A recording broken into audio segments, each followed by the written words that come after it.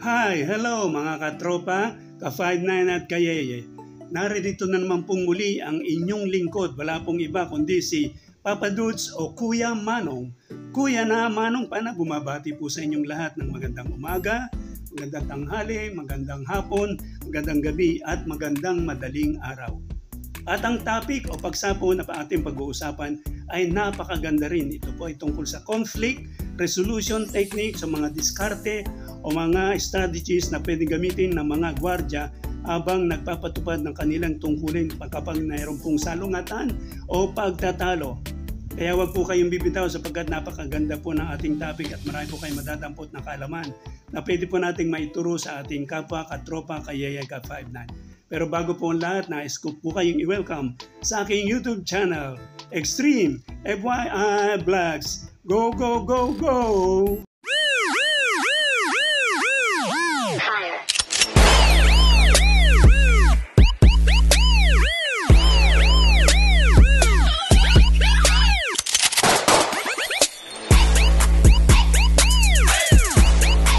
A few moments later.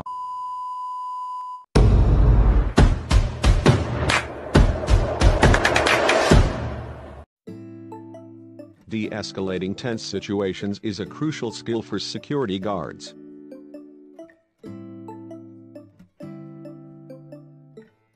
Ang magpayapa ng tensyonadong sitwasyon ay isang mahalagang kasanayan para sa mga security guard.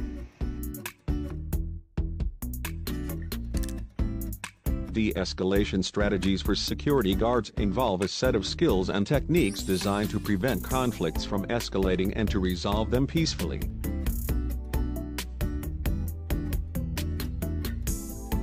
Mga diskarte sa de-escalation para sa mga security guards ay kinabibilangan ng hanay ng mga kasanayan at pamamaraang idinisenyo upang maiwasan ang mga salungatan mula sa paglala at upang malutas ito ng mapayapa.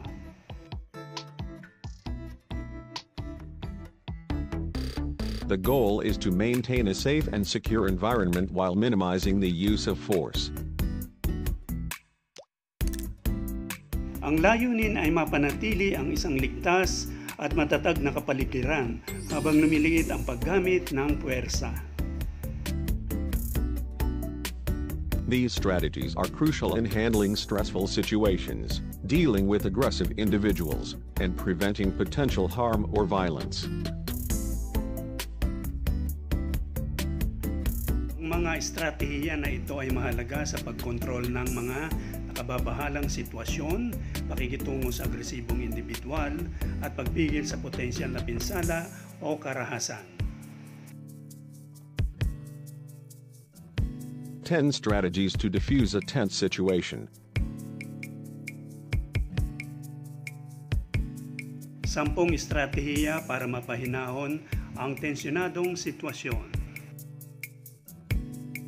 Number 1. Remain calm. It is important for the security guard to stay calm and composed, even if the other person is agitated. A calm demeanor can help to de-escalate the situation and prevent it from escalating further. Pang-una, manatiling kalmado. Mahalaga para sa security guard na manatiling kalmado at mahinahon, kahit na ang ibang tao ay nababalisa. Ang kalmadong pag-uugali ay maaaring makatulong upang mabawasan ang sitwasyon at maiwasan ito na lumala pa. Number 2.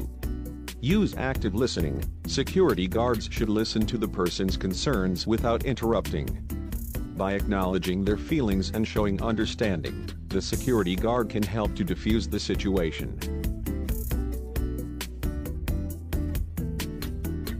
Ikalawa, gumamit ng aktibong pakikinig. Dapat makinig ang mga security guard sa mga alalahanin ng tao nang hindi naaabala. Sa pamamagitan ng pagkilala sa kanilang mga damdamin at pagpapakita ng pag-unawa, ang security guard ay maaaring tumulong upang mapawi ang sitwasyon. Number 3. Use non-threatening body language. Maintaining a non-threatening posture, like keeping hands visible and avoiding direct eye contact, can help to reduce tension.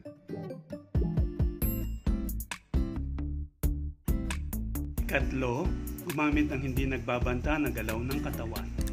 Ang pagpapanatili ng isang hindi nagbabantang postura tulad ng pagpapakita ng mga kamay at pag-iwas ng direct eye contact ay maaaring makatulong upang mabawasan ang tensyon.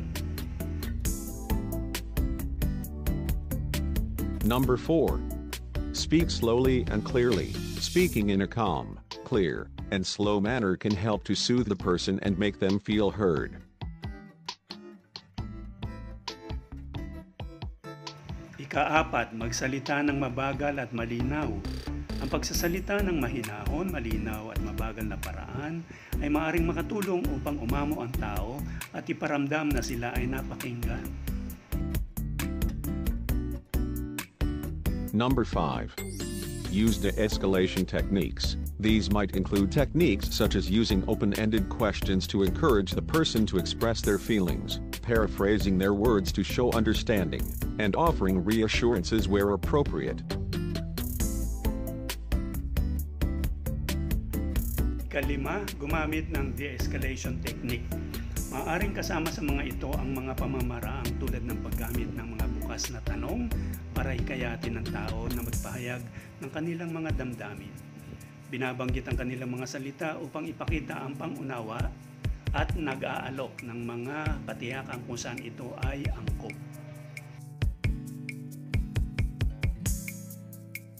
Number 6. Avoid argument. It is important not to argue with the person or try to convince them they are wrong. Instead, the security guard should focus on finding a peaceful resolution to the situation. Ika-6, iwasan ang argumento. Mahalagang huwag makipagtalo sa tao o subukang kumbinsihin na mali sila. Sa halip, dapat tumuon ang security guard sa paghahanap ng mapayapang resolusyon sa sitwasyon.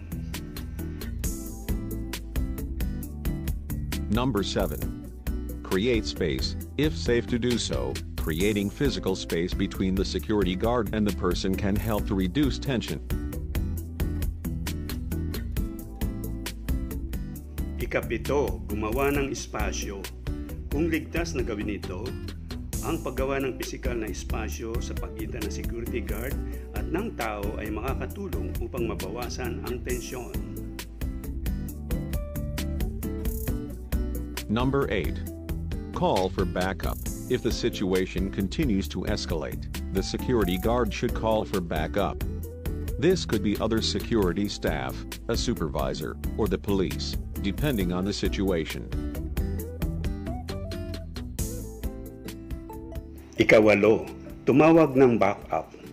Kung patuloy na tataas ang sitwasyon, dapat tumawag ang security guard para sa backup.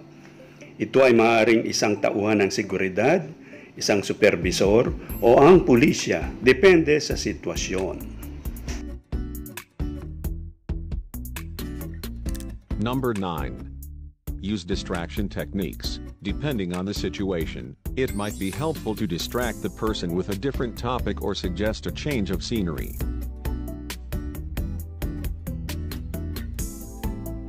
Ika-9, gumamit ng distraction technique. Depende sa sitwasyon, maaaring makatulong na gambalain ng tao sa ibang paksa o magmungkahi ng pagbabago ng lugar.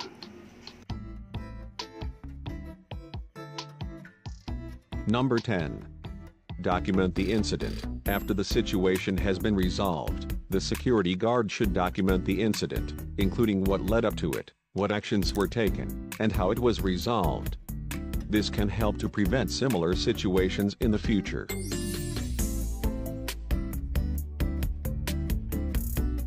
Ika-10, idokumento ang insidente.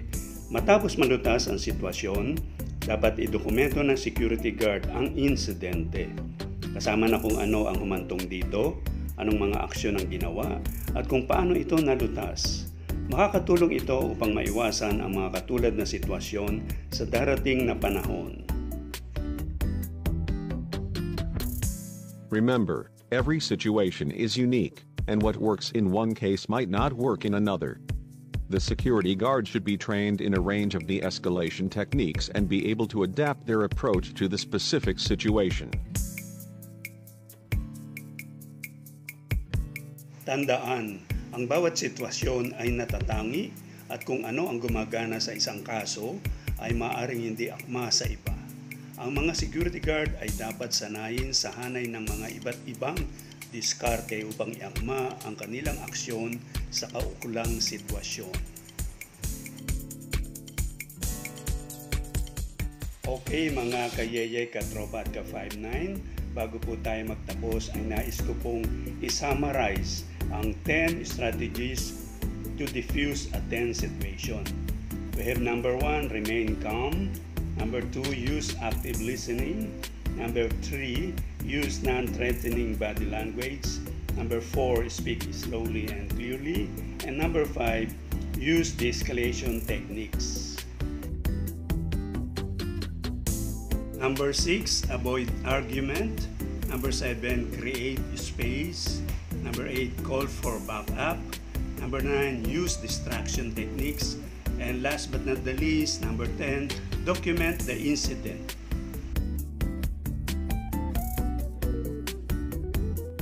Okay, sana po ang ating mga kayeye, katropa at ka-59 ay merong natutunan na kaalaman sa paksa na ating pinag-usapan. Kaya manatili pong subaybayan ang aking channel para sa mga darating bagong upload na aking gagawin. Hanggang dito na lamang po. Maraming salamat sa inyong lahat.